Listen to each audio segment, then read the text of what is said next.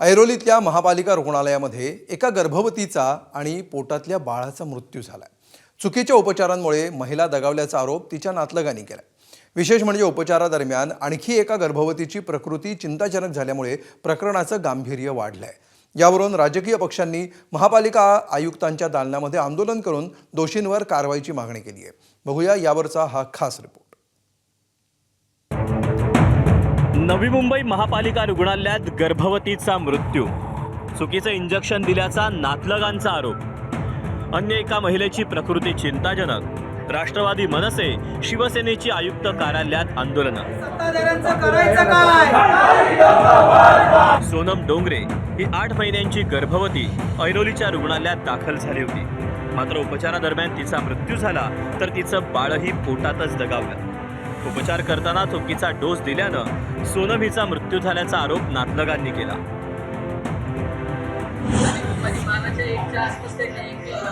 Injection दिलं, injection reaction झालं, patient पडली। सुमारे 3 तास त्यांनी तिथं जाऊ हेच थांबून ठेवलं की नाही पेशंट आहे वगैरे त्यांनी हे केलं आणि बोलले की ॲडमिटला बोलले की तुम्ही वाशीला जावा आणि आम्ही मग वाशीला घेऊन आलो। फक्त एका तासाच्या आतमध्ये त्यांनी मृत्यू घोषित केलं। मला इथं जाब पाहिजे, या महानगरपालिकेने जाणून बुजून माझ्या वाईफला हे केलेलं आहे, याचं मला जाब पाहिजे। डॉक्टरांमुळे आपली पत्नी आणि बाळ दगावल्यामुळे डॉक्टरांवर दुहेरी हत्येचा गुन्हा दाखल करण्याची मागणी करण डोंगरेनं केली।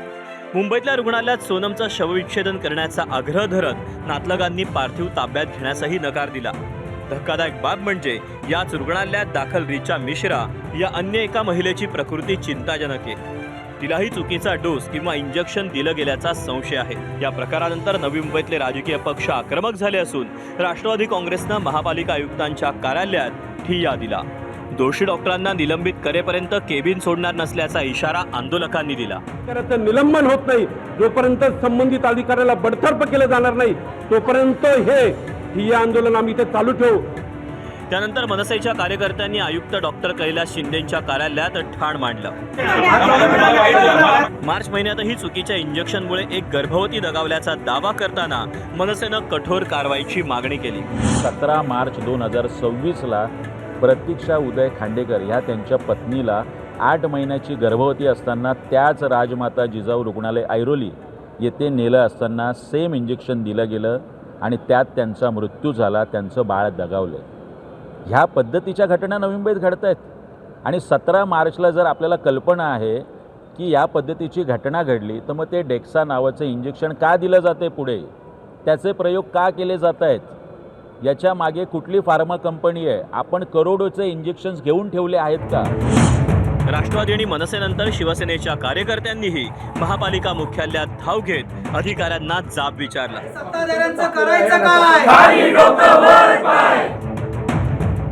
नवी मुंबईत झालेल्या महिलेच्या मृत्यूचे पडसाद विधिमंडळातही उमटले। भाजप आमदार चित्रा भाग यांनी हरकतीचा मुद्दा मांडला, तर काँग्रेसच्या अभिजित वंजारी यांनी डॉक्टरवर गुन्हा दाखल करण्याची मागणी केली। रुग्णालयात प्रसूतीपूर्व तपासण्या, मॉनिटरिंग, तज्ज्ञ डॉक्टरांची उपस्थिती आणि हायरिस्क केसेस हाताळण्याच्या प्रोटोकॉलचे गंभीर उल्लंघन झाल्याचा स्थानिक नागरिकांचा आणि कुटुंबियांचा पण आरोप आहे। या अत्यंत गंभीर विषयावर माझ्या शासनाकडे या पॉइंट ऑफ इन्फॉर्मेशनच्या माध्यमातून 4 मागण्या आहेत की या प्रकरणाची शासकीय तज्ज्ञ डॉक्टरांच्या स्वतंत्र वैद्यकीय बोर्डामार्फत चौकशी करून 30 दिवसात त्याचा अहवाल सादर करावा। चौकशी प्रलंबित असेपर्यंत संबंधित डॉक्टरांना तात्काळ सेवेतून बाजूला करावे। निष्काळजीपणा सिद्ध झाल्यास दोषीवर तातडीने FIR फौजदारी गुन्हे नोंदवण्यात यावे। पीडित कुटुंबाला शासनाने तात्काळ आर्थिक भरपाई करावी। मेडिकल निग्लिजन्स किंवा चुकीचं इंजेक्शन दिल्यामुळे जे नवी मुंबईमध्ये प्रकार घडला तुम्ही सांगताय तो दुर्दैवी आहे। त्या महिलेचा मृत्यू झाला, त्या बाळाचा मृत्यू झाला। त्या संबंधित इंजेक्शन देणाऱ्या डॉक्टर किंवा जो कोणता व्यक्ती ज्यांनी इंजेक्शन दिलं असेल त्याच्यावर सक्त कारवाई झाली पाहिजे, मनुष्यवधाचा गुन्हा दाखल झाला पाहिजे। महिलेचा मृत्यू नेमका कशामुळे झाला याचं उत्तर शवविच्छेदन अहवालात मिळेल। खासगी रुग्णालयांमध्ये उपचार आवाक्याबाहेर असल्यानं गोरगरीब जनता सरकारी रुग्णालयात जाते, मात्र तिथं अनेकदा उपचार करून जणू उपकार करतायत असाच खाक्या असतो। ही अरेरावी एक वेळ रुग्ण आणि त्यांचे नातलग सहनही करतील, पण चुकीच्या उपचारांमुळे कुणाचा जीवच जात असेल तर त्या दोषी असलेल्यांना कडक शिक्षा व्हायलाच हवी। विनायक पाटील, ABP माझा, नवी मुंबई।